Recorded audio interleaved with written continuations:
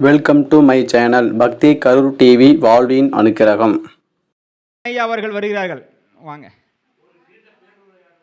ஆமாம்,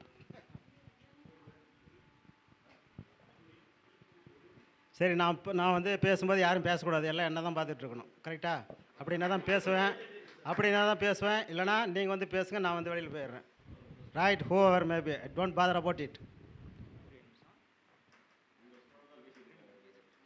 ரைட், நான் பேசுகிறது தான் நான் மைக்கை வாங்கியிருக்கிறேன்ல, நம்ம பேசுவோம். இது வந்து 7வது மீட்டிங்.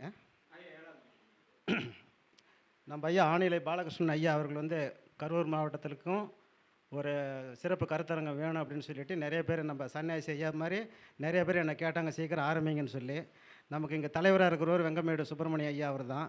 அவர் தலைமையில் செயலாங்கும்போது அவருக்கு கொஞ்சம் வயது ஆன காரணத்தினால முழுமையாக என்னால் வந்து செயல்பட முடியாதுங்கிற மாதிரி சொன்னார். அப்புறம் அவரை வைக்காமல் நம்ம எப்படி செய்கிறதுன்னு சொல்லிவிட்டு, அவர் இருக்கிற வரையிலும் இது பண்ணக்கூடாது, அவருக்கு பின்னாடி வேணால் பண்ணிக்கலாம் அப்படிங்கிற மாதிரி தான் நான் சொல்லியிருந்தேன். பட் அதுக்கு முன்னாடியே எப்படியோ காளான் முளைச்சி வெளியில் வந்துருச்சு. எப்படி வந்தாலும் நம்ம மாவட்டத்தில் இல்லாமல் இருந்து ஒரு குறையாக இருந்து அந்த குறையை வந்து பாலகிருஷ்ணன் ஐயா சரி செஞ்சுருக்கிறாரு.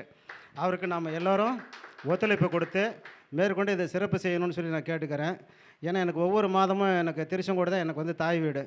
ஃபஸ்ட்டு நான் போனால் எனக்கு வந்து எத்தனை மணி நேரம் வேணாலும் நான் பேசலாம், நானாக பார்த்து மைக் கொடுத்தா தான் உண்டு. அது வரல எனக்கு அது 3 மணி நேரம்னாலும் நான் பேசிகிட்டு தான் இருப்பேன், 2 மணி நேரம் வேணாலும் நான் பேசிகிட்டு இருப்பேன். அந்தளவுக்கு எனக்கு திருச்செங்கோடு மாதாந்திர சபையில் வந்து அவ்வளோ ஒரு மரியாதை கொடுத்துருக்காங்க. இது சொந்த வீடு. அதனால் வந்து இவர் முதல் வாரமே வச்சதுனால என்னால் வர முடியாத ஒரு சூழ்நிலை. நான் அங்கே தான் போய் ஆகணும்னு சொன்னேன்.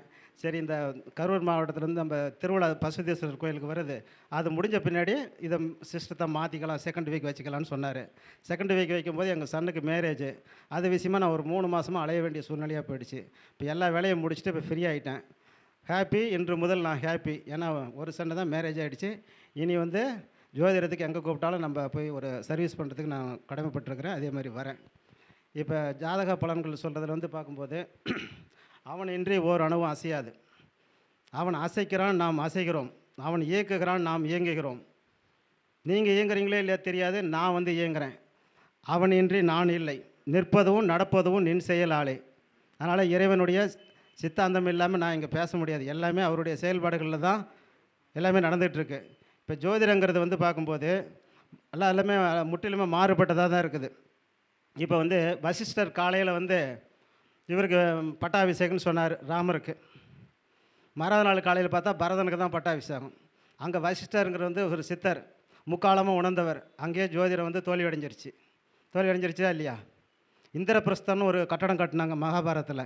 அது வாஸ்து பார்த்து கட்டினாங்களா, வாஸ்து பார்க்காம கட்டினாங்களா? மயன் அப்படிங்கிற ஒரு தலைமையில் அது கட்டினாங்க. அந்த கட்டின உடனே அங்கே ஏகப்பட்ட அக்கப்போர் தான் வந்ததை வழியே ஒன்றும் நல்ல போர்கள் அங்கே எதுவும் வரவே கிடையாது. சரிங்களா? நிம்மதியாக இருக்க முடியல. அதனால் எதுலையுமே ஆழமாக போனீங்கன்னா மூச்சு விட முடியாது, மேலோட்டமாக தான் போகணும். நான் வாஸ்து அடிச்சுன்னா 5 நிமிஷத்தில் வாஸ்து முடிச்சிடுவேன். நீ மேலே அடிச்சுன்னா 5 நிமிஷத்தில் முடிச்சிடுவேன். திருமண பொருத்தமாக 5 நிமிஷத்தில் முடிச்சிடுவேன். இதுக்கு மேலே என்ன இருக்குது? நான் 40,000 வருஷத்துக்கு முன்னாடி வான்மண்டல சஞ்சாரம் மேற்கொண்டேன். ஆஞ்சநேயர் மாதிரி பறந்தேன், உலகமெல்லாம் பறந்தேன். எல்லாம் புகையும் நீர்வீழ்ச்சிகளும், இது செடி கொடிகள் மரங்கள், இது மீன் விலங்குகள் பறவைகள் இது தான் அதிகமாக இருந்தது. அங்கெல்லாம் மனிதர்கள் எங்கேயோ அங்கே ஒன்று இங்கே ஒன்று தான் இருந்தாங்க. எல்லாருமே என்ன பண்ணாங்கன்னா தனக்கு உணவு மட்டும்தான் தேடினாங்களே வெளியே வேறு எந்த வேலையுமே செய்யலை. அப்புறம் பார்த்தா கொஞ்சம் கீழே இறங்கி வந்தோன்னா 20,000 வருஷம் 10,000 வருஷத்துக்கு வரும்போது தான் அங்கே ஒரு மனிதன் இங்கே ஒரு மனிதன் அப்படியே பரவலாக இருந்தாங்க. எல்லாருமே சாப்பாட்டுக்கு ரெடி பண்ணுவாங்க, விலங்குகிட்டது பாதுகாத்து கூண்டு அமைச்சிக்கிட்டாங்க, மரமேல கிளையில் உட்காந்தாங்க. இப்படி தான் இருந்தாங்க. அந்த காலத்தில் பார்த்தோன்னா சாமி கிடையாது, பூதம் கிடையாது, பேய் கிடையாது, பிசாசு கிடையாது, மந்திரம் கிடையாது, தந்திரம் கிடையாது, எதையுமே கிடையாது. அதுக்கு பின்னாடி மனிதன் ஒன்றா கண்டுபிடிச்சி ரிகுவேதம், எதிர்வேதம், சாமவேதம், அதர்வண வேதம் கண்டுபிடிச்சி 1008 இதை கண்டுபிடிச்சி இன்றைக்கி ஒவ்வொரு மனுஷனும் காலையில் ஃபோன் பண்ணும்போது ஜாதகம் பார்க்கலாமா பாரு, பார்க்கலான்னு சொல்லுவேன். இன்றைக்கி அஷ்டமி ஆச்சு சார் அப்படிம்பாரு. அப்புறம் 3 மணிக்கு வர சொல்லுவேன். 3 மணிக்கு ராகு காலம் ஆச்சேம்பார். இப்போ ஒவ்வொருத்தரும் ஒவ்வொரு நிமிஷத்தையும் பார்த்து காலடி வச்சுக்கிட்டு இருக்கிறாங்க. அதெல்லாம் ஒன்றும் ஜெயிக்க முடியாது, பப்பு வேகாது. அதெல்லாம் பார்த்தோம்னா ட்ரெயினும் ஓடாது, பஸ்ஸும் ஓடாது, மனிதனுடைய வண்டியும் ராகு காலம் வந்துருச்சுப்பா நிறுத்த போனால் எல்லாம் தமிழ்நாடு ஃபுல்லாக, இந்தியா ஃபுல்லாக ரோட்டில் இருக்கிற பஸ் லாரியெல்லாம் அப்படியே ஸ்தம்பிச்சு போய் நின்று போயிடும். எதையும் பார்க்கக்கூடாது, கண்ண முடியும் விட்டு ஆட்டுங்க. மனசு மட்டும் கரெக்டாக இருந்து உங்கள் செயல்பாடுகள் சரியாக இருந்ததுன்னா நீங்கள் என்ன வேணாலும் பண்ணுங்கள், எல்லாமே வந்து உங்களுக்கு சிறப்பாக வந்து சேரும். அதனால் வந்து எண்ணங்கள் தூய்மையாக இருக்கணும், பொறாமை குணம் நம்மகிட்ட இருக்கவே கூடாது. மூத்தவர்கள் வந்து நம்ம மதிக்கணும், குழந்தைகளுக்கு வந்து மதிக்கணும், நோயாளிகளை வந்து பாதுகாக்கணும், அம்மா அப்பாவை வந்து கவனிக்கணும். இது மட்டும் இருந்தால் போதும். அம்மாவை மட்டும் கும்பிட்டா போதும், அப்பனை கும்பிட்டா போதும், வேறு எந்த சாமியும் கும்பிட வேண்டியதே கிடையாது. நான் எந்த சாமியையும் நான் கும்பிடவும் மாட்டேன், எந்த கோயிலுக்கு நான் போக மாட்டேன். 2 பேர் கூப்பிடுவாங்க, சுந்தரராஜனை கோயிலுக்கு போகலாம் கூப்பிடலான்னு சொல்லி. அவன் வரமாட்டான் அப்படிம்பாங்க. ஏன் வரமாட்டேன்? அங்கே நான் கும்பிட்டு எனக்கு எதுவும் கிடைக்காது. ஒருத்தர் கை தட்டினா பத்தாது. கோயிலுக்கு போனால் எதுவும் கிடைக்காது. எப்படி கிடைக்கும்? நமக்கு நேரம் நல்ல நேரம் இருந்தால் தானாக வருதுப்பா. நீங்கள் அங்கே போகிறீங்க, நான் அப்படியே போவேன். என்ன தெரியுமா? சாமிகிட்ட நான் கும்பிட்றது 1 பாத் 2 பாத் நானே போயிட்டு இருக்கும்போது என் பிரான் நான் வாங்கிக்கோ. என் உடம்பு சிதைவடைஞ்சு போகக்கூடாது. இது ஒன்று மட்டும் உன்னால் முடிஞ்சால் செய், இல்லைன்னா விட்டுடியா. அதை தவிர நான் எந்த சாமிக்கிட்ட இது வரலாம் காசு வேணும், பணம் வேணும், அது வேணும், இது வேணும், எது வேணும்னு நான் கேட்டதே கிடையாது. 962 கோடி மக்கள் நான் வித்தியாசமாக வாழணும்னு நான் வித்தியாசமாக வாழ்ந்துட்டுருக்கேன். அதாவது புண்ணியங்களை வந்து அதிகமாக செய்யணும். அது வான்மண்டலத்துக்கு போய் நிற்கும். எப்போ தேவையோ அது வந்து நமக்கு கொடுக்கும். அந்த புண்ணியம் எப்படி சேர்க்குறதுன்னு நான் சொல்கிறேன். ஒருத்தர் வந்து 10 ரூபா நோட்டை வந்து 1000 ரூபாய்க்கு மாற்றிக்கிட்டு என் கூட கோயிலுக்கு வந்தார். எல்லாத்துக்கும் 10 ரூபாய் போட்டு வந்தார். நான் 1 ரூபா கூட போடல. 2வது டைம் கோயிலுக்கு வந்தார், 2000 ரூபாய் மாற்றி கொண்டாந்து எல்லாத்துக்கும் போட்டார், நான் போடல. நீ எப்படிப்பா வந்து 1 ரூபா கூட போடல, நீ பயங்கர கஞ்சனா இருப்பியாட்டுக்குது அப்படின்னு சொன்னாங்க. நீ காசை கொடுத்துட்டு அவங்ககிட்ட இது வாங்குற, ஆசீர்வாதத்தை வாங்குற, நான் காசு கொடுக்காத ஆசீர்வாதம் வாங்குற பார்க்குறியா அப்படின்னு. எப்படி அப்படின்னார். ஒரு மினி பஸ்ஸு கரூரில் வந்து ஏறுறேன். 3 பேர் தான் அதில் இருக்காங்க. லைட் ஹவுஸ் போகிறதுக்குள்ளார நான் செஞ்சது தர்மமும் புண்ணியமும் நியாயமும், ஒருவனுக்கு ஒருத்தி 36 வருஷம் நான் வாழ்ந்தது சத்தியமாக இருந்ததுன்னா, அடுத்த ஸ்டாப்புக்குள்ளார 12 பேர் அந்த வண்டியில் ஏறணும்னு சொல்லி சாமிகிட்ட வேண்டிக்கிட்டேன். கரெக்டாக 15 பேர் கட்டட வேலைக்கு போனவங்க 15 பேர் வந்து அந்த வண்டியில் ஏறினாங்க. ஏறினோடனே ஓடி ஓடி அந்த கண்டக்டர் டிக்கெட்டு கொடுக்குறான். பார்த்து சந்தோஷப்பட்டேன். அவர் வந்து என்னை வேண்ட சொன்னாரா?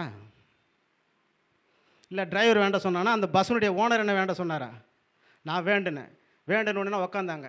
நான் மகிழ்ச்சி அடைஞ்சேன், அவங்க மகிழ்ச்சி அடைஞ்சாங்க. இந்த மகிழ்ச்சி வான்மண்டலத்துக்கு போகும்போது சிவபெருமானை பார்த்து கை காட்டி உனக்கு 5 மார்க்கியான்னு சொன்னார்.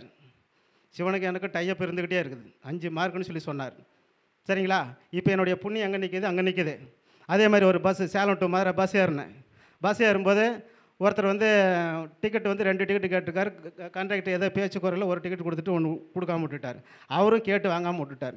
எல்லாம் டிக்கெட் அடிச்சுட்டு கடைசியில் பார்த்தீங்கன்னா ஒரு டிக்கெட் வந்து அவருக்கு ஷார்ட் ஆகுது. கேட்டாங்கன்னா யாருமே சொல்ல மாட்டேங்கிறாங்க. ஒவ்வொருத்தராக செக் பண்ணிட்டு வரும்போது ஒருத்தர் வந்து 17வது ஆள் பார்த்து செக் பண்ணும்போது என் டிக்கெட்டு வந்து 1 தான் வச்சுருக்காரு. ஏன்னு கேட்டால் நான் 2 கேட்டேன், நீ 1 கொடுத்த, நானும் திருப்பி பார்க்கலிங்கன்னு சொல்லிவிட்டு ஒரு சண்டை கட்டிக்கிட்டு திருப்பி ஒரு டிக்கெட் வாங்கிட்டார். இப்போ அது வரையிலும் மன உளைச்சலை கொடுத்தது யார்? அந்த பேசஞ்சர். அவருடைய இமிசை மண்டலம் வான்மண்டலத்தில் போய் நெகட்டிவில் போய் உட்காந்துருக்குது. அவருக்கு தேவைப்படும் போது அந்த நெகட்டிவ் வந்து தாக்கும். அது பெருசாக பண்ணியிருந்தாங்கன்னா மண்டை உடையும், கை உடையும், காலை உடையும். சின்னதாக இருந்ததுன்னா நகத்தில் பிளேடு வந்து கிழிக்கும். சும்மா காலில் அடிச்சுக்கிட்டு சின்னதாக பொண்ணு வரும். அப்போ நம்ம செய்கிற வினை மேலே ஸ்டோரேஜ் ஆகிட்டு இருக்குது, அது நம்மளை வந்து முட்டும் அப்படிங்கிறத நினச்சி ஒவ்வொரு அடியும் வைக்கணும். நிகழ்காலம், எதிர்காலம், கடந்த காலம், முக்காலத்தையும் உணர்ந்து ஒவ்வொரு ஸ்டெப்பு யார் வைக்கிறாங்களோ அவங்க வாழ்க்கையெல்லாம் பாஸ். நான் முக்காலமும் 7வது படிக்கிறது வந்து நான் முக்காலமும் உணர்ந்து ஒவ்வொரு படியும் கரெக்டாக நான் வச்சிட்டு இருக்கிறேன். சின்ன பிள்ளைங்களுக்கெல்லாம் இது நீச்சல் பயிற்சிகள் கொடுத்துருக்குறேன். சின்ன பிள்ளைங்களாம் முதுமையில் உட்கார வச்சு குதிரை ஓட்டியிருக்கிறேன். அந்த பிள்ளைங்களெல்லாம் கல்யாணம் ஆகி இப்போ 2 குழந்தைங்க 3 குழந்தைங்க ஆகிடுச்சு. இன்னமும் அந்த பிள்ளைங்க எவ்வளோ உரிமை திரும்ப கேட்குது. மாமன்னா அவ்வளோ ஒரு பாசம் அன்புடன் இருக்குது. இப்போ நிறையா பெண்மணிகள் வந்து கல்யாணம் பண்ணுறாங்க. போனோடனே மாமியார் எதிரியாக பார்க்குறாங்க. ஒரு சில இடத்துல மாமியார் வந்து மருமகளை எதிரியாக பார்க்குறாங்க. அப்போ மாமியார் வந்து மருமகளை எதிரியாக பார்க்கக்கூடாது. ஏன்னா பிற்காலத்தில் நம்ம பாத்ரூமில் வந்து வலிக்கு உழவு போகிறோம், கை கால் உடைய போகுது, அன்றைக்கி நமக்கு இந்த வேலையை வந்து நம்ம அம்மாவும் செய்ய முடியாது, மருமவை தான் செய்யும் அப்படிங்கிறத உணர்ந்து எதிர்காலத்தை மைண்டில் வச்சு அந்த மாமியார் நடந்துக்கிட்டாங்கன்னா அந்த மாமியார் பாஸ். சரியா இல்லைங்களா? இதை ஒவ்வொருத்தரும் வந்து உணரணும். இப்போ நான் வந்து அதே கண்டக்டர் வந்து 10 ரூபா நோட்டு 4 பேர் சில்லறை கொடுக்கணும் கேட்குறாங்க. இவர் என்ன பண்ணுறாரு? சில்லறை இல்லைப்பா, அடுத்த ஸ்டேஜ் வந்தால் தரேன், அடுத்த ஸ்டேஜ் வந்தால் தரேன்னு சொல்லிகிட்டே இருக்காரு. கடைசியில் பார்த்தா 4 ஸ்டேஜ்லேயும் வரல. நான் உடனே பார்த்துட்டு கண்டக்டனுடைய கஷ்டத்தை பார்த்து என்கிட்ட 1000 ரூபாய்க்கு 100 ரூபா நோட்டு இருக்குது, எவ்வளோ வேணுமோ வாங்கிக்கோன்னு சொன்னேன். எனக்கு 500 ரூபாய்க்கு மட்டும் கொடுப்பான்னு சொல்லி 500 ரூபாய்க்கு 10 ரூபா நோட்டு வாங்கி அந்த 4 பேர்த்துக்கு கொடுத்துட்டு ஒரு குட்டி தூக்கம் போட்டார். அவர் குட்டி தூக்கம் போட்டதை பார்த்து எனக்கு 2 கண்ணால் பார்த்து ருசித்தேன். இதுவும் வான்மண்டலத்தில் போய் எனக்கு ஸ்டோரேஜ் ஆச்சு. இப்படி ஒவ்வொன்றா வந்து தான் நான் 1 ரூபாய்க்கு களை வெட்டுறதுக்கு போனேன். 1976 1 ரூபாய்க்கு நான் களை வெட்டுறதுக்கு போனேன். அப்புறம் 1.25 ரூபா உயர்ந்தது, அப்புறம் 1.5 ரூபா உயர்ந்தது, 2 ரூபா வரல. நான் கூலி வேலைக்கு போய் தான் நான் வந்து காலேஜ் வந்து பிஏ வரலும் படித்து நான் முடித்தேன். பிஏவில் ஃபஸ்ட் கிளாஸில் பாஸ் பண்ணேன். படித்து அந்த காலத்தில் வந்து ஒரு ஆட்சி நடந்தது. கவர்மெண்ட் வேலையை யாருக்குமே கிடைக்காது போயிடுச்சு 10 வருஷம். அதில் நானும் மாட்டினேன். எனக்கு கவர்மெண்ட் வேலை கிடைக்காம அப்புறம் அதுக்கு சார்ந்த ஒரு இணை வேலை தான் கிடைச்சிது. எப்படின்னா கார்ப்பரேஷன் சொல்லக்கூடிய அமைப்பில் தான் கிடைச்சதே ஒழிய டைரக்ட் கவர்மெண்ட் வேலை கிடைக்கிறதுக்கு வாய்ப்பு இல்லாத போயிடுச்சு. அப்போ அது மாதிரி இருந்த ஆள் இன்றைக்கி வந்து நான் 4 நாட்டுக்கு ஃப்ளைட்டில் பிறந்திருக்கிறேன். 7 கடலில் வந்து நான் வந்து குளிச்சுட்டு வந்திருக்கிறேன். பசிபிக் பெருங்கடலில் வந்து 3 நாள் குளிச்சுட்டு வந்திருக்கிறேன். பசிபிக் பெருங்கடல் எங்கே இருக்குது? பிலிப்பைன்ஸ் நாட்டுக்கு பக்கத்தில் இருக்குது. அந்த நாட்டில் ஒரு வாரம் அந்த நாட்டில் இருந்தேன். ஃப்ளைட்டில் மட்டும் 36 மணி நேரம் ஆகாயத்திலே பறந்தேன். கண்டினியூவாக இல்லை, போகிறது 4 மணி நேரம், இன்னொரு நாட்டுக்கு 4 மணி நேரம், வரது 4 மணி நேரம், திருப்பி வரது 4, இது மாதிரி 3 டைம் போயிட்டு வந்திருக்கேன். இப்போ இந்த பிராப்தம்லாம் எப்படி கிடைச்சது? நான் செஞ்ச இந்த தர்ம சக்கரம் 7 தலைமுறைக்கு நான் சேர்த்து வச்சுருக்கிறேன். 7 தலைமுறை வரையிலும் என் பிள்ளையோ அதனுடைய பிள்ளையோ எள்ளு பேரனா கொள்ளு பேரனா யார் தர்மங்களும் செய்ய வேண்டிய அவசியமே கிடையாது. அதையும் நானே செஞ்சு ஒரே ஆள் செஞ்சு வச்சுட்டேன். அதனால் இந்த தர்ம சக்கரம் இருக்கிறதுனால நான் இருக்கிற இடத்துல வந்து பார்த்திங்கன்னா யாரையும் பாம்பு கடிக்காது, மின்சாரம் தாக்காது, இடர்பாடுகள் ஐயோ குய்யோ முறியோன்னு சொல்லி வராது. ஒரு அம்மா மேலே குடியிருக்கிறாங்க, நான் கீழே குடியிருக்கிறேன். அந்த அம்மா முழுகாமல் இருக்காங்க. குழந்தை பெற்றுக்கிறதுக்கு 10 நாள் டைம் இருக்குது. இப்போ அவங்க வீட்டுக்காரர் டிரைவராக இருக்கிறார். அப்போ டிரைவராக இருக்கிறார், வெளியில் போயிருக்கார், எப்பப்போ வருவாருன்னு கரெக்டாக அந்த டேட்டுக்கு 4 நாளைக்கு முன்னாடி வந்துடுறாருன்னு சொல்லியிருக்கிறாருன்னு சொல்லிச்சு. சரின்ட்டு பார்த்தேன், கரெக்டாக 5 நாள் இருக்குது.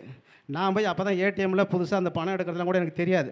காமராஜ்னு ஒரு பையனை கூப்பிட்டு போய் தான் அந்த ஏடிஎம்மில் பணம் எடுக்கிறது 7000 ரூபாய் நான் எடுத்து வீட்டில் வச்சுருக்கிறேன். இதை அந்த பொண்ணுக்கும் தெரியாது, எங்கள் மனைவிக்கும் தெரியாது, அந்த பொண்ணுடைய புருஷனுக்கும் தெரியாது. திடீர்னு ஏதாவது ஒன்று ஆச்சுன்னா யாருங்க ஹெல்ப் பண்ணுவா? அவங்கவுங்க வீட்டுக்கு பக்கத்து வீட்டுக்காரன் தான் ஹெல்ப் பண்ணுவான். அதனால் 100 மைலுக்கு அந்தாண்டு இருக்கிற நம்ம தம்பியோ அண்ணனோ விட பக்கத்து வீட்டில் இருக்கக்கூடிய வேறு ஜாதிக்காரனாக இருந்தால் கூட அவன் தான் நமக்கு நட்பில் இருக்கணும். அவங்ககிட்ட நம்ம நட்பு பாராட்டணும். இப்போ நான் சுற்றிலும் பார்த்தீங்கன்னா 360 டிகிரி எனக்கு நட்பு சமநிலை தானே வழியே எதிரிங்கிறத நான் யாரையுமே உருவாக்கவே கிடையாது. எனக்கு எதிரிகளே இல்லாத ஒரு ஆள் யாருன்னா நான் தான். நீங்களும் வரத்தீங்களா? வாங்க வந்து கை கொடுத்துட்டு போங்க. எதிரிகள் வந்து இருக்கவே கூடாது. அவங்களுடைய எண்ண அலைகள் வந்து வான்மண்டலத்துக்கு போகும். அந்த பொய் இவன் இப்படி ஆகிட்டான்னு சொல்லிட்டு ஒரு சின்ன விஷயம் நான் சொல்கிறேன், நல்ல விஷயம் சொல்கிறேன். ஜோதிடத்தை பற்றி தான் எல்லோரும் சொல்லத்துக்கு இருக்காங்க, கேட்டுக்கோங்க, தெரிஞ்சுக்கோங்க. யூடியூப்பில் திறந்தா கதையாக வருது, நல்ல கதையாக வருது, கெட்ட கதை வருது. எது வேணுமோ எடுத்துக்கோங்க, எது வேணுமோ விட்டுடிச்சிருங்க, அவ்வளோதான். இப்போ வந்து என்னுடைய பொண்ணு கல்யாணம் பண்ணி கொடுக்கும்போது இப்போ எங்கள் தம்பி வீடோ அண்ணன் வீடோ அல்லது மச்சனை வீடோ யாராவது ஒருத்தர் வந்து இந்த பிள்ளைக்கு வந்து கொஞ்சம் காது சரியாக கேட்காது அல்லது அந்த பிள்ளைக்கு வலிப்பு வரும் அப்படின்னு சொல்லி அந்த மாப்பிள்ளை வீட்டுக்காரங்கிட்ட சொல்லிடுறாங்க. அவங்க எல்லாம் பார்த்து ஓகேன்னு பண்ணிவிட்டு கடைசியில் வந்து அந்த கல்யாணம் நின்று போகுதுன்னு வச்சுக்கோங்க. அப்புறம் ஒரு 2-3 மாதத்துக்குள்ள தெரியாமல் இருக்குமா? இறைவனுடைய சித்தாந்தத்தில் எல்லாம் வெளிச்சத்துக்கு வந்தே தீரும். அவனை மறைச்செல்லாம் ஒன்றும் பண்ண முடியாது. அதுதான் ஒரு பாட்டு கூட இருக்கும், ஏன்னா 4 பக்கத்தில் இது இருந்தாலும் பார்க்கின்ற இது இருக்குன்னு சொல்லி. அப்போ அது மாதிரி சொல்லிட்ட உடனே அது யாருன்னு தெரிஞ்சுக்கணும். உடனே நம்ம ஒரு தம்பின்னு வச்சுக்கோங்களேன், நம்மளுடைய தம்பி அண்ணனுடைய பிள்ளைக்கு கல்யாணம் பண்ணுறதுக்கு அந்த பிள்ளைக்கு ஒரு குறை இருக்குதுன்னு மாப்பிள்ளை வீட்டில் சொல்லி அந்த கல்யாணத்தை நிறுத்திட்டாருன்னு வச்சுக்கோங்க. இப்போ 962 கோடி மக்கள் என்ன நினைப்பீங்க? அவன் வீட்டில் ஒரு பிள்ளை இருக்குது, அதுக்கு நாளைக்கு கல்யாணம் போது இடைஞ்சல் செய்யணுன்ட்டு அப்படியே அந்த சிறுசை விதையை போட்டு அப்படியே பெருசாக ஆலமரமாக வச்சுக்கிட்டு வருவோம். வந்த உடனே அந்த நேரம் வரும்போது நம்ம அதை எடுத்து சொல்லி அதை கெடுக்க பார்ப்போம். நான் என்ன தெரியுமா நினைப்பேன், இந்த பிள்ளைக்கு அவனை கட்டிக்கிறதுக்கு இது பிரம்மத்தில் வந்து செட் ஆகலை, இறைவன் வந்து செட் படுத்தி விடலை. அதனால் இறைவன் இந்த தம்பி மூலியமாக வந்து அதை பேசி நிறுத்தி வச்சிருக்கிறாரு. அதனால் அவருக்கு நன்றி தான் நான் சொல்லுவேன் வழியே நான் கெடுதல்னு எடுத்துக்க மாட்டேன். சரிங்களா? இது மாதிரி தான் ஒவ்வொரு செயல்பாடுகளையும் இடர்பாடுகள் வந்தால் டக்குன்னு டென்ஷன் பண்ணுறதோ கோவப்படுறதோ எடுத்து தூத்தனமான கமுக்கிறதோ இந்த மாதிரி வேலைகள்லாம் வந்து இல்லாமல் நிமிர்ந்த நெல் தொடர்ந்து செல் தோல்வி கிடையாது தம்பி. நீங்கள் பாட்டா உங்களுடைய ஸ்டைலில் போயிட்டே இருங்க. யாருக்கும் எந்த வித இடையூறும் தெரியல, நமக்கு எதுங்க இடையூறு வருது? நாய் மேலே கல் எடுத்து போட்டால் தாங்க அது கடிக்க வரும். மாடு போயிட்டே இருக்குது, மாட்டை வாழை படிச்சு இழுத்து பாருங்கள், டக்குன்னு அது புஷ்ஷுன்னு வருதா இல்லையா? நீ பட்டா போ, அது பட்டா போவோம், அது பட்டா வரும். நான் பட்டா போயிட்டுருக்கிறேன், எதையும் வாழையும் முடிச்சு இழுக்கிறதில்ல, எதையும் கல் எடுத்து போகிறதில்ல, என்னுடைய வேலைகள் நான் கரெக்டாக போயிட்டுருக்கிறேன். அதனால் சரியாக என் வண்டி போயிட்டுருக்குது. ரெண்டாவது வந்து இந்த ஜோதிடத்தில் சாரங்கள் அடிப்படையில் சில பலன்கள் சொல்லணும்னு கணக்கில் இருக்குது. இப்போ ஒருத்தர் வந்தார், விருச்சக லக்கணம், என்னுடைய நட்சத்திரம் வந்து உத்தர நட்சத்திரமா அஸ்த நட்சத்திரமானு உங்களால் இது சொல்ல முடியுமான்னாரு. பஞ்சாங்கம் அதில் ஒன்று போட்டிருக்கு, இதில் ஒன்று போட்டிருக்குனாரு. அப்புறம் பாவக மாற்றம் சொன்னார். எல்லாமே அவரே சொல்கிறார். ஐயாமே ஸ்டேட், ஐயாமே கவர்மெண்ட், நானே ராஜா நானே மந்திரி அப்படின்னு அவரே எல்லாம் சொல்கிறார். இன்னும் எல்லாம் தெரிஞ்சாலும் எதுக்கு என்கிட்ட கேள்வி கேட்க வந்த அப்படின்னு சொல்லி கேட்டேன். இப்போ நான் சொல்கிறேன், நான் வந்து எந்த பஞ்சாங்கத்தையும் நான் நம்பக்கூடிய ஆள் கிடையாது. எந்த விதமான இது சாஃப்ட்வேர் போட்ட ஜாதகத்தையும் நான் நம்ப மாட்டேன். பலன்கள் பேசி சரியாக வந்தால் அதை மட்டும்தான் நான் நம்புவேன். 9 கிரகத்தை நான் தான் வந்து 9 வீட்லேயும் அந்த 12 ராசிகளில் 9 கிரகத்தை நான் தான் உட்கார வைப்பேன். அங்கே ஏற்கனவே உட்காந்துருக்கிறவங்களாம் கோணையாக உட்காந்துருக்காங்களா நேராக உட்காந்துருக்காங்களா நான் பார்த்து நான் சரி பண்ணி உட்கார வைப்பேன். எப்படி உட்கார வைப்பேன்னா பலன்களை பேசி தான் உட்கார வைக்கணும். இப்போ வந்து அஸ்த நட்சத்திரத்தில் கிரகம் இருக்கிறதா ஒரு கம்ப்யூட்டர் காட்டுது, இன்னொரு கம்ப்யூட்டர் வந்து உத்தர நட்சத்திரம் காட்டுது, மேனுவலில் வந்து இன்னொன்று காட்டுது. இப்போ வந்து பாருங்கள், விருச்சிக லக்கணம் 11ஆம் இடத்துல வந்து சந்திரன் உத்தரமா அல்லது அஸ்தமா அப்படிங்கிறது அவர் கேள்வி. சாரம் கொடுத்தவன் யாருன்னா மிதுனத்தில் வந்து சூரியன் இருக்கிறார், உத்தரமாக இருந்தால் கூட ராகுவை கட்டி பிடிச்சிக்கிட்டு இருக்கிறார். எங்கே நிற்கிறாரு? விருச்சிகத்துக்கு 8ஆம் இடத்தில் சூரியன் நின்று கூட ராகுவை கட்டி பிடிச்சிட்டு நிற்கிறார். இப்போ நான் என்ன சொன்னேன், சைலன்சர் சுட்டு கால் புண்ணாக போச்சா அல்லது பாம்பு கடிச்சுதா நாய் கடிச்சுதா ஏதோ ஒன்று கடிச்சு கை கால் வீக்கம் ஏற்பட்டுச்சான்னு கேட்டேன். மூணுமே நடந்தது, நாயும் கடிச்சது பாம்பும் கடிச்சது சைலன்சரும் சுட்டுதுன்னு. அப்படி அப்போ உத்தர நட்சத்திரம் தயா ஒன்றுதுன்னு சொல்லி சொன்னேன். இது எப்படி பலன் எடுக்கிறது? கோல் என்ற பாவம் இது 11, சாரநாதன் அமர்ந்த பாவம் இது மிதுனம். விருச்சிக லக்கணத்துக்கு மிதுனம் வந்து 8ஆம் இடம், 8 தொட்டு கொண்டு 12ஆம் பாவகம் இயங்குது. கூட யாரை? ராக கட்டி பிடிச்சிட்டு இயங்குது. அப்போ அங்கே யார் சூரியன் வேலை பார்ப்பாரா ராகு வேலை பார்ப்பாரா? ராகும் கேதுவும் எந்த சூரியன் செவ்வாய் 6 கிரகத்தினுடைய பேச்சை கேட்க மாட்டாங்க. எல்லா கிரகமும் சூரியனை சுற்றி சுற்றி வந்துக்கிட்டு இருக்கு, நீ தான் பெரிய ஆள் அப்படின்னு சொல்லிட்டு. ஆனால் ராகு கேது மட்டும் போயா நீ சின்ன ஆள் நான் தான் பெரிய ஆளுன்னு இவங்க நான் எதிர்மறையாக தான் சுற்றி வரோம், ஒன்றால் முடிஞ்சதை பாரு அப்படின்னு சொல்லிவிடுவாங்க. சரிங்களா? இப்போ இது மாதிரி சொன்ன உடனே இத்தனை ஜோசியர்களால் சொல்ல முடியாத பலனை நீங்கள் சொன்னீங்க. நான் வந்து நாகர்கோயில் உன்னை வந்து தொட்டு காலில் விழுந்து ஆசீர்வாதம் வாங்கினா தான் என் மனசு ஆத்மா வந்து திருப்தி அடையும் அப்படின்னு சொல்லி சொன்னார். அப்படிலாம் வேண்டாம், நானும் சாதாரண மனுஷன்தான், இதே எனக்கு தெரிஞ்சதை சொன்னால் உனக்கு ஒர்க் அவுட் ஆகிடுச்சு, அதோட நிறுத்திக்கோ, சாமியால் நான் வந்து உயர்த்தாது அப்படின்னு சொல்லி சொன்னேன். அப்புறம் எங்கள் அப்பா எப்படி இருப்பார்னு, அப்படி உங்கள் அப்பா செத்து போயிட்டாருன்னு சொன்னேன். எப்படி சொன்னீங்க அப்படின்னார். இப்போ சந்திரன் எங்கே நிற்கிறாரு? 9க்கு அதிபதி, விருச்சிகத்துக்கு 9க்கு அதிபதி 11ல் நிற்கிறார். சாரம் கொடுத்தவன் 8ல் நிற்கிறார் ராகோட. சூரியனும் வந்து திருவாதிரை வந்து 3, இது ராகுவும் திருவாதிரை 3, 2 ஒரே டிகிரியில் வந்து ஓவர்லாப் ஆகுது. அப்போ சூரியன் ராகு வந்து விழுங்கன்னா கிரகண தோஷம். கிரகண தோஷம்னு சொல்லக்கூடாது, சூரியனை ராகு மறைத்து விட்டார், கிரகணம் ஆகி போச்சு. மதியானம் 12 மணி கிரகணம் பிடிச்சிக்கிச்சு, ஆனால் சாயங்காலம் 5 மணி மாதிரி தெரியுது, சுத்தமாக மறைச்சிட்டார். அப்போ மறைஞ்சிருக்கிறார் உங்கள் அப்பானா ஒளிஞ்சிருக்கிறார் அல்லது ஒளிஞ்சே போயிட்டார் அப்படின்னு சொன்னால் அதுவும் கரெக்டு. இப்படி பலன்களை பேசி தான் ஒரு ஜாதகத்துக்கு நம்ம வந்து ஒரு முடிவுக்கு வரணும். அதுக்கு அடுத்தது கன்னி லக்கணம் ஒருத்தருக்கு உத்தர நட்சத்திரமா அஸ்த நட்சத்திரமானு கேள்வி. 6 மாநிலம் போயிட்டு வந்தீங்கன்னா அஸ்த நட்சத்திரம், ஒரே மாநிலத்தில் இருந்தீங்கன்னா உத்தர நட்சத்திரம். என்ன 6 மாநிலம் போயிட்டு வந்துட்டான்னு சொன்னான். இது எப்படிங்கன்னு சொன்னான். இது எப்படிங்கன்னு சொல்கிறதுனா இங்கெல்லாம் சொல்கிறவங்க எல்லாமே அப்படி இப்படின்னு தான் சொல்கிறாங்களே, விளக்கம் சொல்லணும். விளக்கம் சொன்னால் தானே புரியும். இனிமேல் நம்ம படித்து மனப்பாடம் பண்ண முடியுமா? சந்திரன் வந்து ஓடுகாலி கிரகம். என்ன கிரகம்? ஓடுகாலி கிரகம். எந்த லக்கணமாக இருந்தாலும் 7ஆம் பாவக அதிபதி, தனித்த 7ஆம் பாவக அதிபதியுடன் சந்திரன் இருந்தாலும் 7ஆம் பாவக அதிபதியை சந்திரன் தனித்த 7ஆம் பாவக அதிபதியை தனித்த சந்திரன் பார்த்தாலும் அவங்களுக்கு எத்தனை தாரம் கல்யாணம் பண்ணி வச்சாலும் நிற்காது. என்கிட்ட அது மாதிரி வந்ததுன்னா டைவர்ஸ் அப்ளை பண்ணிட்டேன்னு தான் கேட்பேன் நான். இப்போ ஒரு 10 நாள் எத்தனை ஜாதகம் அது மாதிரி வந்தது? சந்திரனும் 7க்கு அதிபதியும் சேர்ந்தா டைவர்ஸுக்கு அப்ளை பண்ணி வச்சா? முதல் கேள்வி அதுதான். அதுக்கு காரணம் காலபுருஷனுக்கு முதல் கேந்திராதிபத்திய தோஷம் பெற்றவர் சந்திரன், 2வது கேந்திராதிபத்திய தோஷம் பெற்றவர் சுக்கிரன். இவங்க 2 பேரும் ஒன்று சேர்ந்து 12 ராசி கட்டத்தில் எங்கே இருந்தாலும் அவங்களுக்கு திருமண வாழ்க்கையில் வந்து சிறப்பிக்காது. அதுதான் பாடினார். ஆறாப்பா அம்பளியும் அசுரகுருவும் 7இல் நிற்க பார்க்க சேர்க்க, கூறப்பா கிழவனுக்கு மாலை இட்டு குமரி அவள் மதனத்தால் பலரக்கூடி, இது குழந்தைய பெற்று தொட்டியில் விட்டுட்டு தூரியை ஆட்டி விட்டு மதனம் குலுங்கி வீதியில் நடந்து வருவாள் பாரு அப்படின்னு சொன்னான். அப்போ கிழவனை கல்யாணம் பண்ணுறது ஒரு நல்ல கல்யாணமா? திருமண வாழ்க்கை சிறப்பில்லைன்னு ஒரே அடியில் அடிச்சிடலாம். என்ன கோளாறு இருந்தாலும் சிறப்பில்லையிலே அடிபட்டு போகுது. வாரன் ஹேஸ்டிங் பிரபுன்னு ஒருத்தர் இருந்தார், எல்லோரும் வரலாறு படிச்சிருப்பீங்க. ஆங்கிலேயர் ஆதிக்கத்தில் வந்து அவர் கோர்ட்டில் வந்து நிறுத்திட்டாங்க. இந்த நம்ம மைசூர் 1ஆம் மைசூர் போர், 2ஆம் மைசூர் போர், 3ஆம் மைசூர் கர்நாடக போர், 1ஆம் கர்நாடக போர், 2ஆம் கர்நாடக போர்லாம் நடந்தது.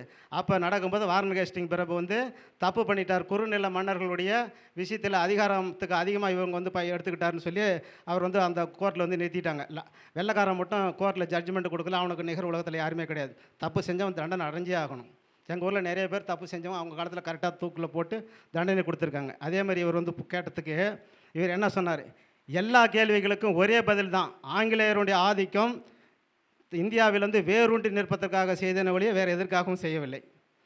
108 கேள்விக்கும் ஒரே பதில் தான் சொன்னார். ஆங்கிலேயருடைய ஆதிக்கம் இந்தியாவில் வேரூன்றி நிற்க செய்தேனே ஒழிய என்னுடைய தனிப்பட்ட சுகத்துக்காக இல்லை. பிரபு என்றால் கோடீஸ்வரன் அர்த்தம். வெல்லோசிலி பிரபு, டல்லோசி பிரபு, வாரன் கேஸ்டிங் பிரபு, கார்ன்வாலிஸ் பிரபு, அது மாதிரி உள்ளவங்க தான் டீச்சர், கரெக்டுங்களா? அவங்க எல்லாருமே பிரபுனாவே கோடீஸ்வரன் தான்.